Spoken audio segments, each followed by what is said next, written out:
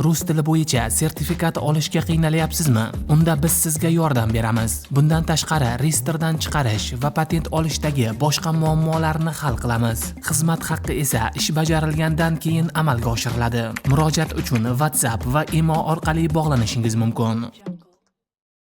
Taniqli aktyor Matyoqub Matchonov vafot etganligi haqidagi videolar tarqalib ketdi. Shu kabi yolg'on ma'lumotlar internet tarmog'ini portlatgan bo'lsa-da, ammo bu kabi ma'lumotlar yolg'on ekanligini o'z isbotini topdi. Chunki Matyoqub Matchonovning o'zi internet tarmog'ida ko'rinish berdi va barchaga o'zining tirikligini aytib o'tdi. Do'stlar, yaxshisi videoni ko'ringlar va like bosishni unutmanglar.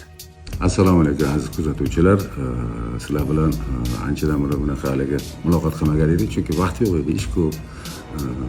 Muloqot qilishga bo'lgan turtki bu internet olamida hozir juda bir shosh bo'lib ketib qolibdi. Matyoqub Matchonov o'lib qolibdi, olamdan o'tdi deb.